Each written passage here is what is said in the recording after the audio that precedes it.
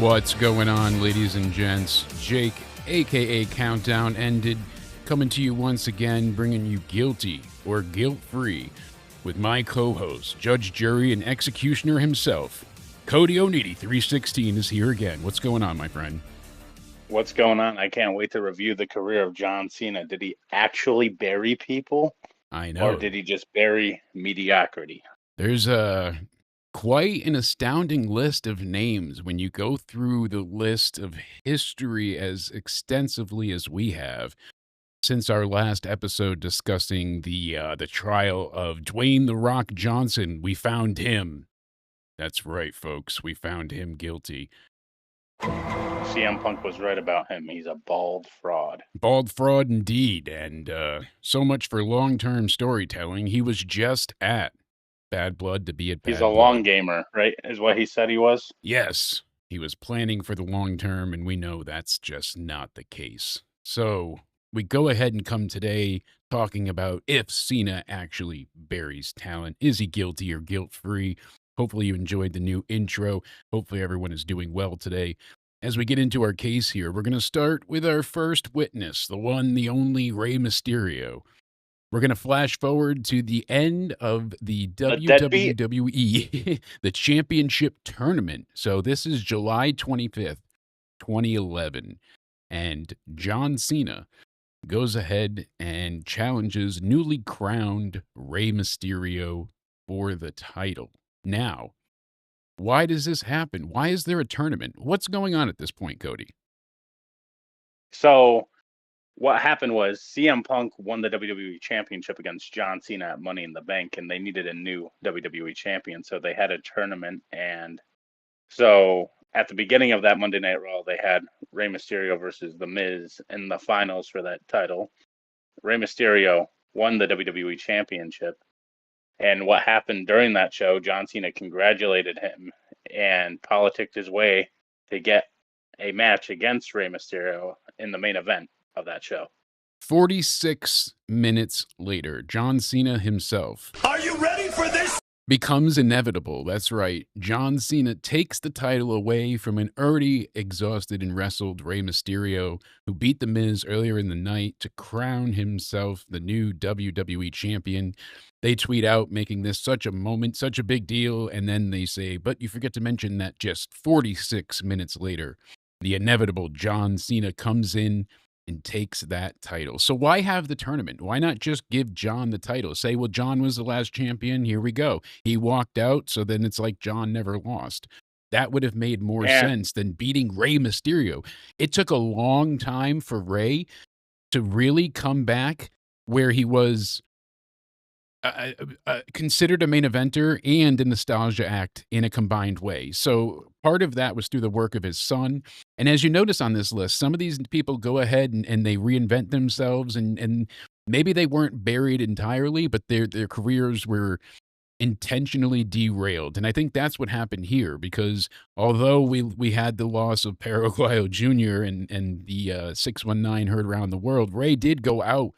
And he basically, I don't want to say he reinvented himself, but he became reinvigorated with Lucha Libre and wrestling. He started working with the Lucha Bros, Penta and Phoenix, yes, who are now both employed by WWE. Funny enough, love to see them in a six-man eventually, but that's after the Lucha Bros team up, which we got a tease of recently, nicely enough.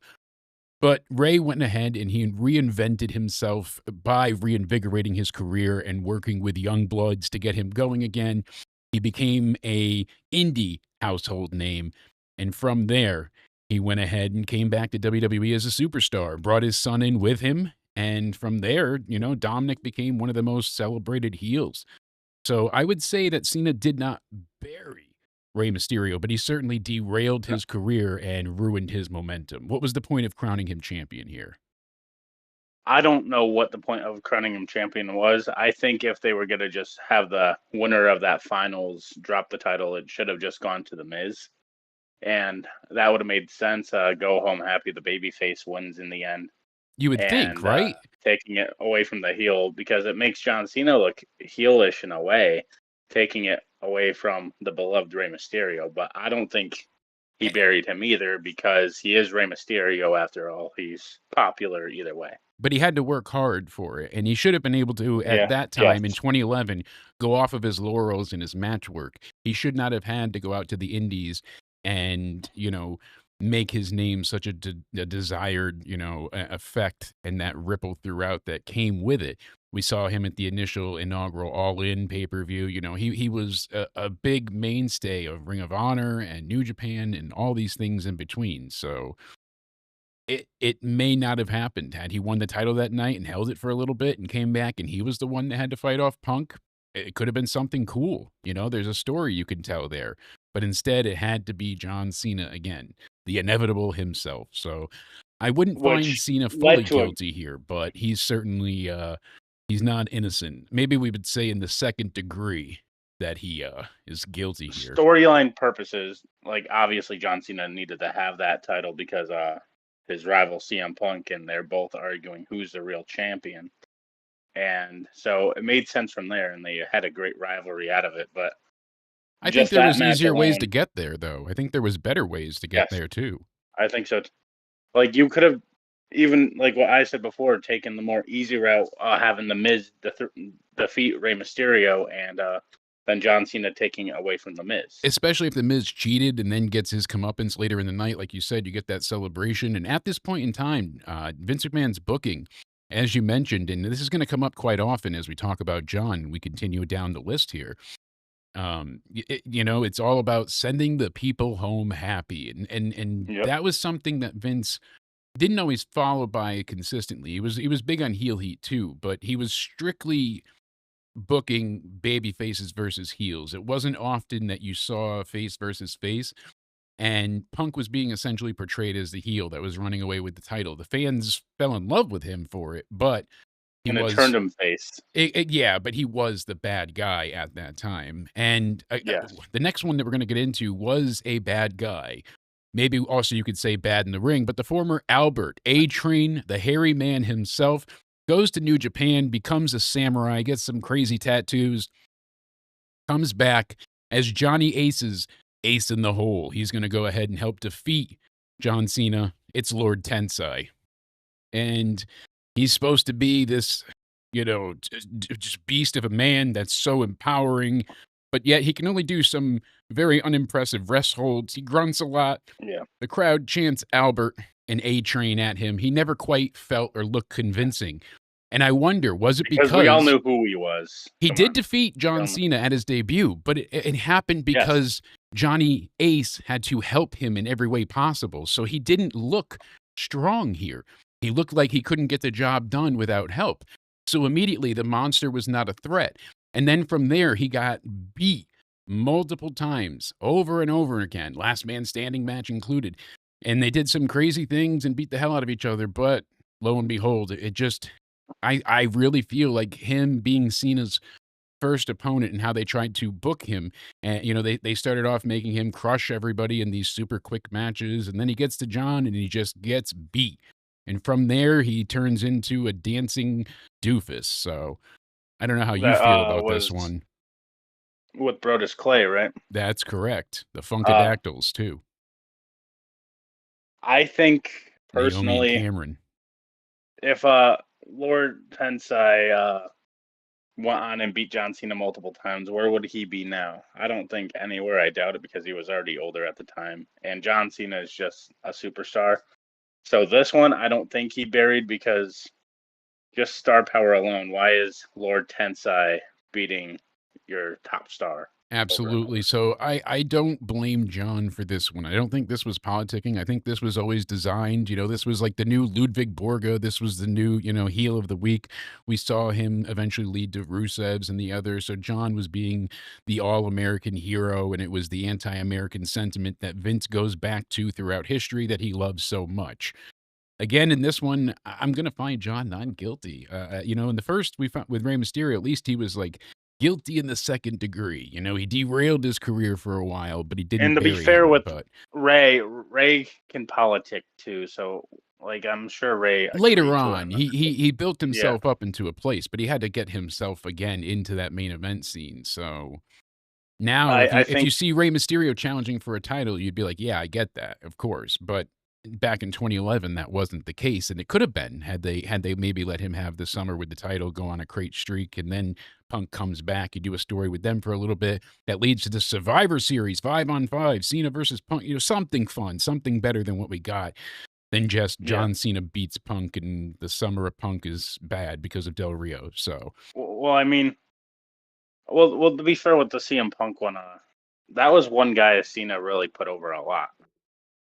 he did. So Absolutely. And Cena has put people over, and we will mention that. But one person he didn't, and the next witness on our list is Mr. Dwyer, Baron Corbin.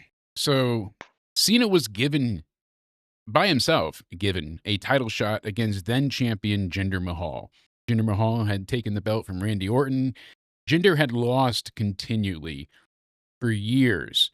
3MB, all of it. He was a joke. He was a just a heel jobber. Then he goes ahead, he wins one match, which is a number one contendership, and then takes the title. So it was very hard to already take him serious. And then he's going on successful defenses, but only because of the Bollywood boys defending him and whatnot. So what happened was Baron Corbin has the Money in the Bank, and he sees this as an opportunity to inject himself into this title picture. So he causes a disqualification and then cashes in his contract. Now, Cena, still on his 16th title reign, heading into number 17, he's pissed off that Baron Corbin just cost him a chance at breaking his number, 17 world record championship win. He distracts him, and this allows Mahal to roll up Corbin for the shocking victory. So Corbin is now the third man ever, after Damien Sandow and John Cena himself, to be an unsuccessful cash-in attempt with the Money in the Bank briefcase. This is a hard one because part of this was Baron Corbin did it to himself, right? He made some not so great comments at that point in time. And it's Baron Corbin had an attitude. He had gone and ran his mouth to dirt sheets, that he was causing an issue backstage. So this was a punishment to kind of put him into his place. And I just think Cena was the company man to do so. He was the representation of Vince McMahon telling you you're going to do as I tell you to, or you're going to be, you're going to fall in line.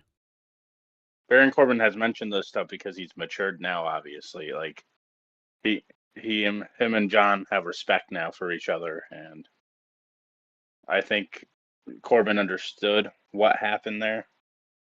And you can't just run your mouth like a dipshit. And Corbin learned that the hard way. And storyline, it makes sense because Corbin costed him the breaking the record. And then Cena from there barely won any singles matches, right? So you could make an argument Corbin buried Cena, right? Yes. And I mean, so I think this one still, no, because technically Jinder Mahal was the one that beat Corbin after all. Yeah, because what really pushed it over the edge was they brought in Dr. Joseph Maroon to discuss CTE and concussion-related injuries, and he was talking to the talent, and he was basically portrayed as a doctor on the side of the NFL who attempts to deny any relationship between CTE. So I guess Baron Corbin went ahead. He was none too happy, and he made his feelings heard. He expressed his opinion and challenged Maroon right there during the meeting in front of everyone. It got awkward and kind of led to laughter, but he wasn't belligerent. He wasn't yelling, but it was the wrong time, the wrong place. And that was like the last straw to push him over the edge. So again, Cena was the company man to kind of put this dog down, sadly. I feel like it's not Cena's fault. Again, I find him not guilty. How about you? I find him not guilty too. And Baron Corbin had a case talking. What did you say? The NFL doctor? Yes. Because I think Baron Corbin has a case to know what he's talking about because he's played in the NFL as well. Exactly. He's a former football player himself. Yes. So I believe he played on the Colts. Yes. Briefly. Yes. And Cardinals, I believe. Correct me if I'm wrong, but I think you're right. I think Baron Corbin had a right to speak up about that because he does have some knowledge on what he's talking about there. But at the end of the day, Cena technically didn't bury him because you cost me, I cost you. That's all that was. And for a long time, that's kind of how it seemed to be. Unfortunately, though, it took a while for that to expose itself. So a lot of people felt like it was Cena's fault for a while, but that... And Jinder Mahal wasn't losing anyway because for whatever reason, Vince was on a high horse about Mahal. He did not lose until he was going to face Brock Lesnar. So Mahal, I would not say got hurt Vince either. didn't want that. Yep, so he sent him over to having it with AJ. That's right. They made AJ fly out to Australia, so that was his payback, wherever they were, overseas. At that time, he faced Finn Balor. And Jinder Mahal versus AJ Styles, that one of Vince's guys is AJ Styles, so he wasn't going to have AJ Styles lose to Mahal. No, so Baron Corbin, I find John Cena not guilty. Then we get into R-Truth. I was actually in attendance for this in Bridgeport. And it was a bit awkwardly received then, too, because it was so shocking. It was not appalling, but just off-putting. R-Truth came out, and Mr. Happy-Go-Lucky little Jimmy face guy suddenly whips out a pack of cigarettes and starts blowing them and lights it and blows it into Cena's face. I was shocked because I was like, maybe it's a stunt cigarette, but no, you could smell it reeking through the arena, and it was like, holy cow, no, he's smoking and blowing it in Cena's face, and he beat the hell out of Cena and turned heel that night. Well, they competed at childhood hero. Yeah, Capital Punishment, little Jimmy in his corner, and R-Truth took him on. I do remember that championship. Yep, and it was a very surprising storyline for both men at the time because of how they portrayed it. But Cena said to Vince McMahon that he wanted to send the people home again. He got the win here. In R-Truth, he never really got back to being a title challenger ever again. He was never, ever considered as a serious contender throughout the rest of his career. R-Truth said he got okey-doked by little Jimmy that night. Yeah, and I think Jimmy splashed soda in his face or something. But what really happened, as we know, is Vince was not going to let R-Truth be champion, but it also was, in part, John Cena's politicking, as we've heard. And they're close now. You know, that's his childhood hero, as he says. But if anything, I would say had Cena not convinced Vince, maybe R-Truth with this shocking turn would have went over. So I find Cena finally guilty. How about you, my friend? Oh, I definitely find Cena guilty here, too. This is one of the only times I might potentially, depending on what we have left, find him guilty because this is a moment for R-Truth. He turned heel. You need to capitalize on that. And he went all senile, crazy, nuts. You could have built on that way better. Absolutely. And Cena had to politic his way into winning that night to send the fans home happy, if you would like to call it, because he was getting booed by then. But he wanted to get a better reaction, he had hoped, and he got the Cena sucks reaction, unfortunately. But next up, surprisingly enough, is an interesting case to be made because we have The Miz. And even though he defeated John Cena at WrestleMania 27, as you see in the photo, as we presented as evidence there, behind John Cena is The Rock. And the only reason Miz won, concussed and all, after smacking his head on the concrete to get the 10 count on the outside to call the match off, Rock restarts it, Rock bottoms Cena, and Miz gets the pinfall. That's all she wrote. So Miz is the afterthought the entire time. The next night, he doesn't even get a full-on celebration because it's about John Cena and The Rock making a match a year out.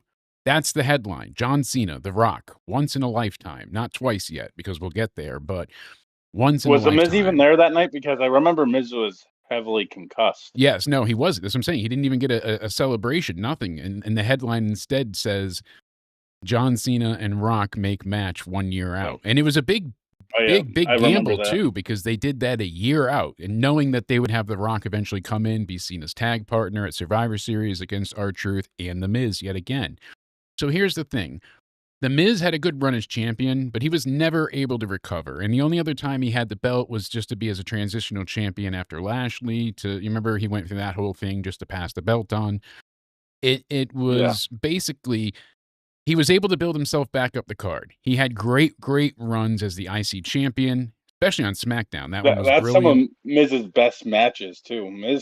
People say Miz couldn't wrestle. Look at his 2016 IC title run.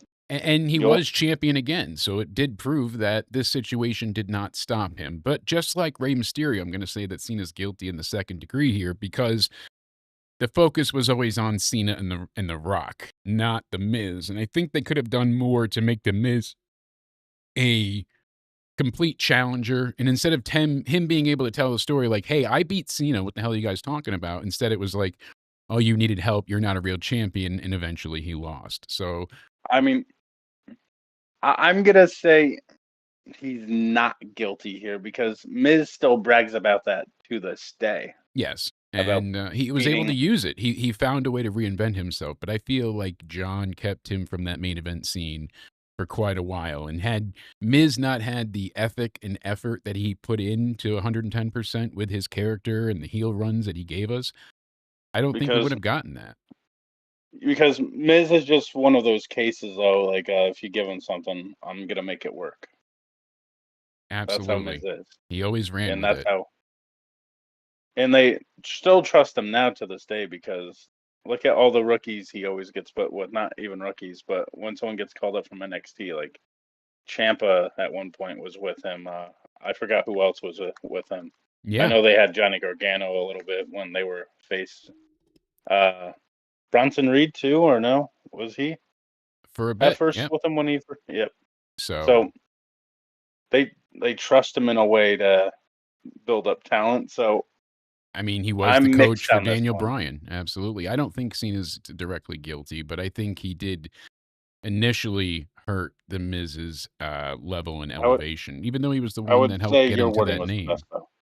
Guilty to the second degree. Yes. So next up, someone that really I don't feel ever fully made it work was Alberto Del Rio. You know, he got the big Mania, match after winning the Rumble, the biggest Rumble at that point in time, the 40-man Rumble, and he eventually went And on to Vince win the was really title. high on Alberto Del Rio. He was, and it was kind of shocking because John Cena defeating Del Rio took him out of the main Just event look at run. his looks and his physique. Like that's just something Vince likes. That's just a Absolutely. Vince guy. He, One he on one. he If was you a big build, star within the company, and he always managed to work as a top heel. I don't think he worked great as a babyface. They had a bit of a mix run in, with the We the People crew, but he never really let any defeat hold him back too much, which is how he ended up having, no, essentially. I don't view him as great, but in a solid because run, he had a even to world the League title of run as a Nations. face as well. I believe Yeah, so he was able he to was get the face belt for a little bit again, too. and so again, I find John non guilty here. I find him not guilty too because at the end of the day, Alberto Del Rio buried his own career. Absolutely. We can Uh, turn the page on that one. Ha ha ha. and he's one of those guys. He wasn't a good face, but he also won the world title as a baby face at one point in time. Yes, he So did, which is a great thing to point out. Speaking of babyface turns, though, next up we had Damien Sandow, who was the Miz's stunt double for a while, Damien Mizdow, and he had just such amazingly fantastic character work that he climbed up the ladder of he's so success. fucking great. Yeah, just out of sheer dedication to character and hard work. I mean, he was taking bumps just to take bumps without anybody hitting him to go and be the ultimate, stunt double. He, Yeah, the, I like Damien Sandow a lot. then I wish. his Money in the Bank victory was a very popular decision. The audience was around him. They wanted to see him, get the world title. He cashes in on John Cena. However, he was the first one falling short of that mark. In that match, Cena defeats him, and this not only brought an end to his title, basically goals and dreams, but to his entire main event run. And it shouldn't have been the case because he had charisma, he had talent, he had mic work, promo ability, in ring ethic, like all of it, Was this everything before to be or a after superstar. Team Rhodes Scholars?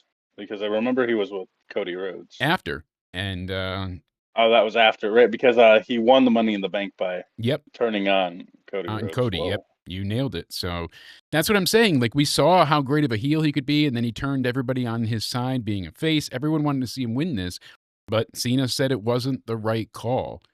Cena said that it wasn't his time. He didn't earn it, Uh, didn't have it. I'm mistaken. What title was this for at the time? Because I know they were doing the SmackDown briefcase and Raw briefcase still at this time. What title did Cena have at this time? I think it was the SmackDown one. I'd have to. go It back was the and check. SmackDown. I want to say SmackDown, but I'd have to go back and check. But yeah, So what title did SmackDown have at that time? The World Heavyweight Championship I think it was the or WWE Championship at that point. the WWE Championship? All right. So Damien Sandow could have been WWE champion, and I think this is one of those cases Cena, I would say, buried. Yeah, Cena just feels guilty of it. It was for the World Heavyweight Championship, and it was on Raw. I double checked. Oh, World Heavyweight Championship. All right, so I wanted to verify. That's why you don't ask the guy with the brain malformation in the TBI, factual Because information unless it's in front of him. But yes, so they actually faced each other on October 28th, 2013. So that was it. The greater than you, and I think therefore I am. I mean, he had all these catchphrases, and he would give these amazing promos. People loved him as a heel, but they were cheering him like a face. It was there, and Cena's proclamation that it wasn't his time led to his burial. And I feel like, again, for the second time in this, guilty or guilt-free, John Cena is guilty. yes, because he went to a big comedy character. Absolutely, absolutely. So there was nothing left, and then eventually he kind of cut a promo at Cena as what was it, Rex Aaron in TNA when they were going as Impact, and he cut this very impassioned promo, Oh, yeah. but then nothing came of it. So he never recovered, never was able really to have a career. And someone that I want to talk about next actually is Bray Wyatt, one of my favorites, of course, the Fiend. Who was supposed to replace The Undertaker. He was supposed to be the new creepy Mr. Man of Darkness. And instead, we ended up with, this great build to Mania 30. And he was just one of the biggest, ticket items leading up to then. They've had some great matches, some great teamwork. Everything has pretty much gone well so far for them. And he was buried not once, but twice. So first, John Cena goes ahead and he clips his wings by defeating him at WrestleMania 30. And again, it happened later on, and it wasn't Cena. I think at it was Extreme Goldberg Rules as well, at the or Super was Showdown when yeah, Goldberg ended that the was worse. Fiend's title reign. That was worse than Cena's burial. I don't know, because John Cena beat him multiple times. I mean, Cena decimated the entire Wyatt family at Mania, and then eventually at Extreme Rules, he beat Cena, but only with the help of a child. And then the rivalry just ended at Payback because Bray got beat in a last man standing match, and that was it. And it wasn't until he left and came back as the Fiend and reinvented himself, and he was able to do something. And then, of course, he got buried, and it led to them having the Firefly Funhouse match. So I would say his initial burial took him a long time to get back to that main event scene. When he eventually did go ahead and he captured the title at Elimination Chamber and faced Orton for it and lost at Mania, that was a bad loss as well. But you think about how long it took for him to get back to that point. From 2014 at Mania 30 all the way to 2017, it took him another almost 4 years of going through to get him into that main event scene. Up until then, he had tag team work and, 6-man tag matches that were great, but he couldn't get himself back into title contention. There was no reason John needed to beat him at the grandest stage of them all. Here's where I'll say wrestling fans could be hypocrites, though, because at WrestleMania 31, he faced The Undertaker, and The Undertaker didn't put him over either. No, and I also believe that at that time, and the streak was already over, and people were saying he could have that, this was beat The Undertaker at WrestleMania. He could have. The torch. And people were saying that it was something that Cena established. With WrestleMania 31 or 30? With both, I would say, but 30 especially, and I mean, he said he buried talent, no, he buried mediocrity. Well, Bray Wyatt was not mediocrity. He did not need to be taking a loss on the grandest stage, and especially having his entire stable get destroyed. I'm going to say he's guilty here, but I'm just going to say, but you should point out what The Undertaker did, what Randy Orton did. They did the same things. at WrestleMania. Yeah. And look at how, you know, Bray envisioned Cena as a heel later on in the Funhouse match. You know, the NWO, the corporate, the against the fans, only for himself Cena. And that's exactly what we got. So the heel turn that shook the entire professional wrestling world and even made headlines in mainstream media, you know, while the leader of the C Nation, he had that shocking betrayal. Well, guess what? Bray Wyatt, the late and great, envisioned this almost a decade ago. And it's pretty crazy to look back and see. So I would say at that point in time, Cena was guilty. And for me, I would absolutely agree that you know, I'd find him guilty. I would as well, but again, we have to give the same criticisms to Randy Orton and Undertaker because they both did the same thing. Exactly. But would they have had Cena not already established that your biggest name beat you at Mania? People often feel they could have that been. they could have They been could the have done difference better than makers. Cena. They could have, but They why could have. would they? If Cena didn't lose, why should they? That was kind of the attitude people had. So Cena established that rhetoric in the back. That's kind of the mindset that made it difficult to get past him for so long and achieve that brass ring. Look at what happened to others adjacent to him, like Cesaro. You know, you think of people that had astounding matches but never were able to succeed past their limit.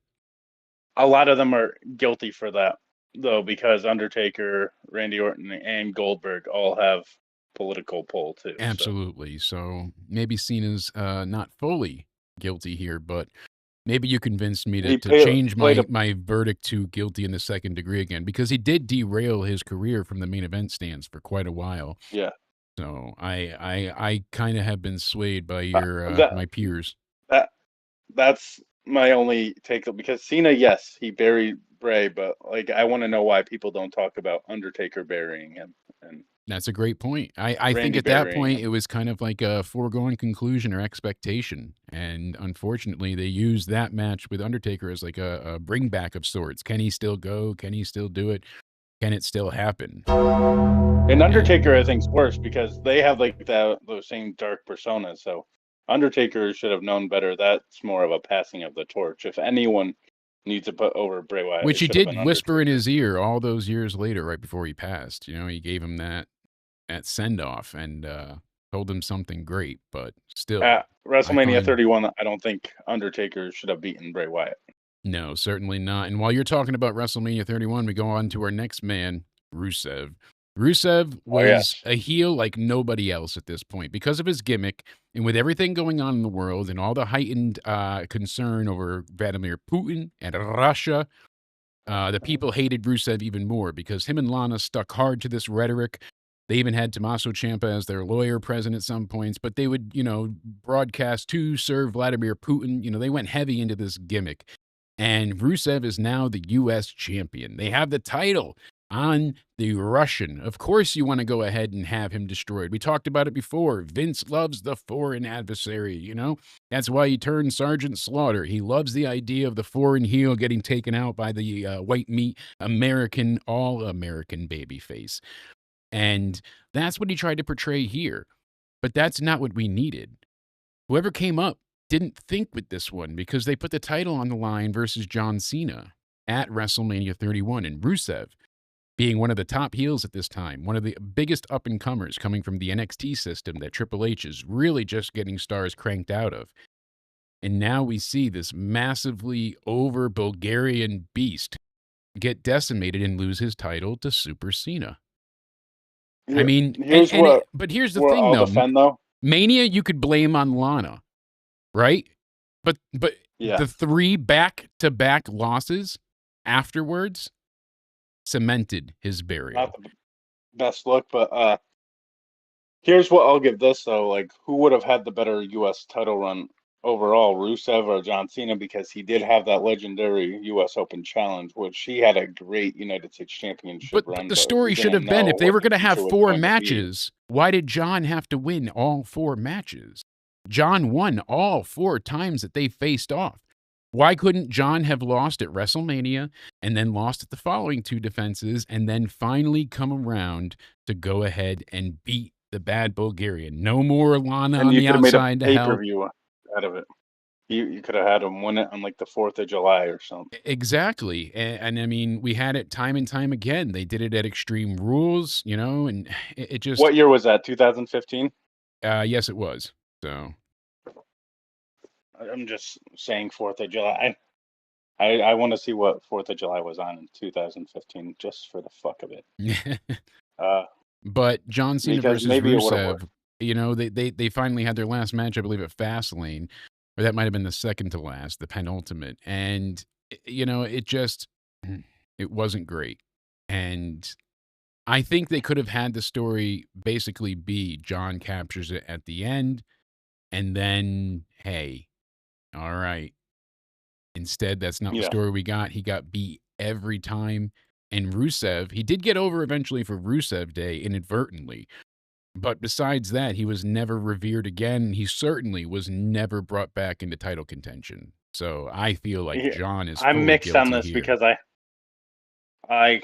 yes, he is guilty, but the only benefits that came out of it was the U.S. Open Challenge, because John Cena was making stars. But I think we would have gotten that anyways, because Cena could have just gotten the belt finally at their last meeting, and then that's when he would have started his Open Challenge. So no matter what, they could have had their plan 4 matches. John loses uno, dos, tres, and then the last one, hey, then John has to put something on the line, my career or something, and then it's a big match. Oh my Cena God! Desperately wants to win that U.S. title, and he'll do whatever it takes. So, all right, you convinced me. Cena is fully guilty on this one. Yes. The man came out on a tank. Of course, Cena, we find you guilty.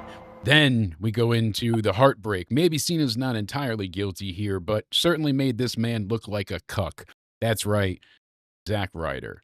Now, he might be the current deathmatch king. That is true. But way back when, in 2011, he never faced Cena. He was an ally. But Zack Ryder was on an amazing rise. He was very over. He wins the IC title. He's got a girlfriend. He's got Eve in his corner. Everything's great. Then we hit New Year's 2012, where Kane beats him up so badly that Ryder ends up in a wheelchair. And while he comes out in the wheelchair, he sees Eve kiss John Cena, who doesn't push her away, doesn't stop her, embraces her and kisses her more. And he just got caught in the moment, maybe. And Ryder was on Team Teddy, so this was supposed to be even more of a burial to him. He then got kicked in the private parts by Eve, marking a sad end, basically, in a promised career. Now, he faced Cena at, inadvertently, because he was in Cena's way. His popularity was eclipsing what John Cena's should have been at that point in time. John had gone on some decent runs, but everything was not clicking. He's heading into, heading back into facing The Rock. They want to make a big deal of this. All right. So they're trying to build up John because you need to embrace the hate. They have this whole thing with him and Kane. Well, Zack Ryder never gets his comeuppance. He gets buried. He gets beat. By the way, he gets destroyed, and he loses his girlfriend. A little sidetrack here, and we'll get back onto the Zack Ryder topic. When Kane was doing that embrace the hate, when he was feuding with her, that's when Cena should have turned heel. He was going to. They had it planned. He admitted it on the Chris Van podcast. So yeah, because he said he had new merch, new music, everything was all set, but they eventually didn't have any major babyface to replace him. So it would have made so much sense too, because Kane can play those mind games where he gets it to work. Cena blocked his build here. He had a amazingly inadvertent rise because of the fans, and the fans naturally gravitated towards woo woo woo. The Long Island Ice Z, the true Ryder. Zack Ryder's story. It was better off for him though that Cena maybe buried him, because Matt Cardona is way much of a better of a badass. He is, but what if Zack Ryder had a bit more time in the sun? What if the IC title reign had been storied and then led into him going ahead and becoming a champion? We never got that because he got played out and looked like a fool here, and he was forever portrayed as a joke until he left and had to become the deathmatch king to reinvent himself. He had to put his whole body on the line to change the outlook and the perception. Zack Ryder is dead. But what could Cena have done, you think, to not bury him and put him over, like not kiss his beat girlfriend, Cena in a not get match. involved in any of. He didn't need. He could have just faced Kane. He didn't need Kane torturing, Ryder at all. Or if he did, you could have had Because Cena they not were kiss his buddies at the girlfriend. time. Yeah, Yeah. there was no reason for that. There was no payoff. It was just for her to turn. It was all for the swerve's sake. He had a little bit of Russo left in his blood, but I still feel like Cena, the stories of him being basically pissed at Ryder's getting over, and you heard how many times Vince hated people getting over on their own and basically punished them for it. So I would say Cena's guilty in the second degree here. He saw Ryder getting over with the crowd naturally and wanted to stifle that and stifle it as much as he could. So he went ahead and bit down and got him to be embarrassed time and time again till he looked like a fool. He lost his girl, he lost his body, he lost his title, and he got beat up, time and time again. Eventually, years later, he got that IC title win, but then he was let go. So he never succeeded Zack past Ryder, that. without Cena, though, would always have been booked like a goofy character, because if Zack Ryder and Cena's worlds never interacted, where would Zack Ryder be? I don't know. I think he still Anyway. would have had a chance to be over more with the fans if they didn't look at him like a total joke. I mean, they really portrayed him poor with all of that. Him getting thrown off the stage by Kane after seeing Cena and Eve embrace. I mean, it's a meme of itself. So he had to literally go and eat light tube shots and get his skull cut open to make sure that everyone knew Zack Ryder was no more. I still think Fair. Cena is guilty in the second degree. I would say second degree as well. And then, of course, the main event. We bring on our star witnesses for the Nexus. We're going to be trying you in a Rico form all at once, boys. Daniel Bryan was initially part of the Nexus. They make their incredible debut. So Darren Young, Skip Sheffield, later Ryback, Michael Tarver, Justin Gabriel, Heath Slater, David Otunga, and Wade Barrett. Got some bad news for we'll you. cover them all. Yeah, Are we just covering them as like Skip Sheffield? Or are we gonna? Well, you can call him Ryback. Are we gonna talk about Ryback? Are we just addressing that version of Ryback? Or are we gonna? Yeah, we're just gonna stay with the point of as Ryback Nexus. as well? We're gonna avoid Ryback, Umaga. I feel like those were more inadvertent cause for burial. But with this, so again, Wade Barrett is over. He is the leader of this very young, cool heel faction, the Nexus, and they come out like a bolt of damn lightning. They go ahead. These boys, they don't disappoint. They run through everybody. Daniel Bryan chokes out commentary, it turns into a meme in itself, but him using his tie ends up getting him fired. So eventually, on Team Cena, Bryan returns, and he's one of the good guys. But they went ahead here, and with everything that happened, we get to see Team Cena take on the Nexus at SummerSlam. Can the Nexus be stopped? Can their diabolical ways be ceased to be? Well, guess what? They can, because John Cena saw Wade Barrett as a threat. And this is directly quoted from several people. And we know that because we've seen Cena's backstage politics to win at SummerSlam 2010, basically telling Vince sob stories so that the kids could get a happy ending. Before the Shield or the Wyatt family, any heel group ever got over, the Nexus did. They were the hottest thing in the promotion. Wade Barrett was their leader. They were a group of emerging superstars who they were all buried by Cena himself, all alone at SummerSlam. So what happened is there's two left, and they even DDT Cena on the concrete outside for him to basically no-sell it, go inside, and return the victory. Very, very this is where I get my years unfortunate. 2010, right? Yes, this is 2010. Because I always get 2010 and 11 kind of scrambled. Even though I was watching, I don't know why those time periods were just. It takes you back, but anyway, I think Cena admitted himself openly, and I think Chris Jericho and Edge defended him on this a little too. Cena admitted he was dead wrong. He admitted later on, but Cena was But I accused of think changing the outcome originally by Jericho in his podcast with Edge. So they revealed that the Nexus was going to win. And then it wasn't until like a very brief time before start, Cena went to talk to Vince, and then the match was changed.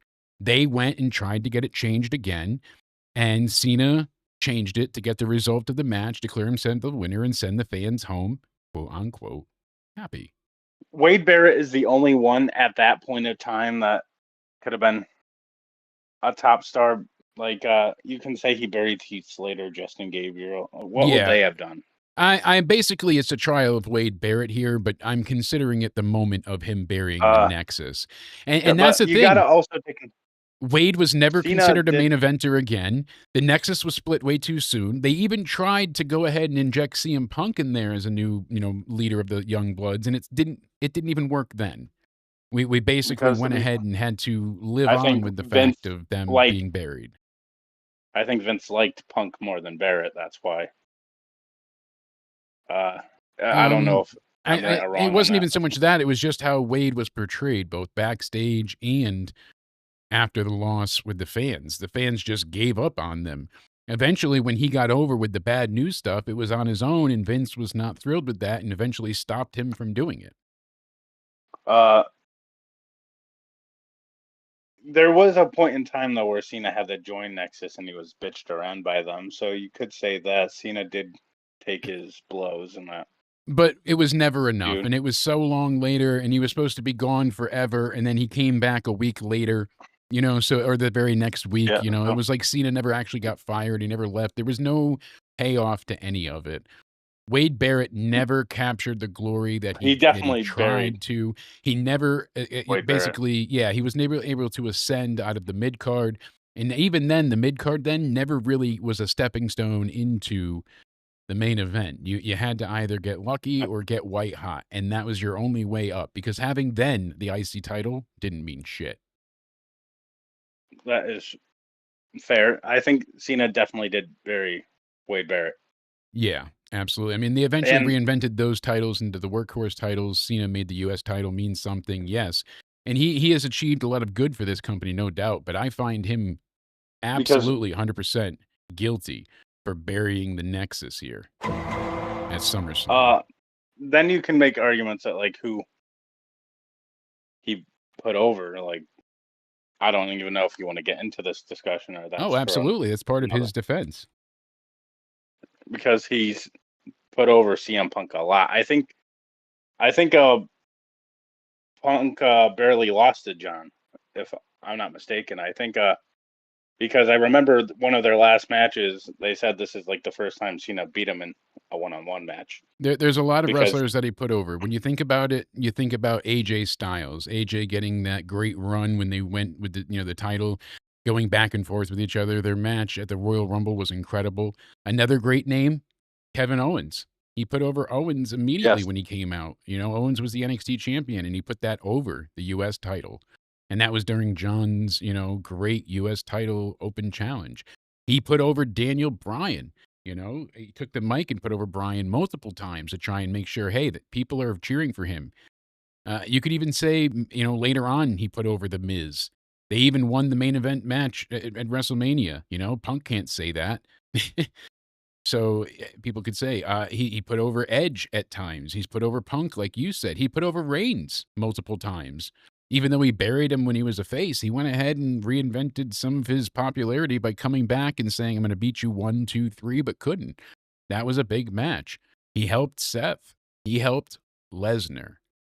People said he buried Lesnar, and that was one that I didn't have featured on here. But, Lesnar returns after 8 years, and they have their crazy match, and it basically ends with Cena winning. He gets the AA on the stairs. That's it. And beats Lesnar. A few years later, though, Cena got squashed by 2014, he gets squashed at Suplex City's version of the Beast, who is now eat, sleep, conquer the streak, repeat. He's a whole new man. He is a top-level contender, and Cena made him look like a true animal. So, unfortunately, Cena gets criticized the most about this, like with burying, because it's very hypocritical, because your favorite wrestlers are Triple H, The Rock, Stone Cold, and they all buried too. Everybody, I think, is guilty of burying throughout their careers. So when we That's look back why. here, And if Cena lost to all these people, would he be big superstar, big match John? exactly, you do have to protect your main sometimes face. you have to make some sacrifices. Unfortunately for Wade Barrett was one of them. I don't think Damien they needed to Sandow lose was that another. night, but like you said, was Wade Barrett destined for greatness? John's guilty there, but I don't know if Wade would have ever excelled to the highs of the high. What guys? How many of these guys were destined for greatness? So, like, that's what you have maybe to look Bray at Wyatt, I would say, could have Bray gotten the win there. And Bray Wyatt's the only one I would say. I would say maybe Damien Sandow as well. I think that's a fair one. Yeah. But besides that, So, Mysterio came back. Tensai was never going to get over. Baron Corbin did it to himself. R-Truth, I mean, he got taken out of his main event level, but I don't know if people saw him as a champion. The Miz I don't reinvented think himself. R-Truth was going to go main event WrestleManias and stuff. In Del Rio, as we said, he turned his own page. So I would really, overall here, I would say John's essentially guilt-free with all that he's given us into wrestling. And he said he's going to take wrestling away from us this year. He's had this incredible heel run so far. I don't know if I'd call it incredible, but interesting anyways. I mean, The Rock could have been if yeah, as we discussed last time. If The Rock had shown up or been not involved at all, it could have been something magical. And we discussed it last time on Guilty or Guilt-Free. So go ahead and check that out in episode 1. But Cody, thank you so much for joining us here. I think we both agree. John Cena is guilt-free. He is indeed guilt-free. I totally agree. I would find him innocent. That's right, John. And I want to thank you so much for hanging out with us today. We've had a great time going over the career of John Cena. Found out that he actually did not bury talent, but buried mediocrity at the end of the day. Cody, tell the people where they can find you, my friend. You can find me over on Twitter or X at Judgment Day Era, and you can find me over on my Instagram at Cody_Onidi_316. That's right, and thank you guys so much for hanging out with us. I am Jake Countdown and DeMarco. Make sure you subscribe, hit the like button down below. We'll have another episode of Guilty or Guilt-Free out shortly for you guys to enjoy. Thank you so much for hanging out with us today. Make sure you subscribe and turn the notifications on because we'll be live again with Into Somewhere Weekly this Wednesday. You're not going to want to miss it. But until then, I hope you all stay sexy.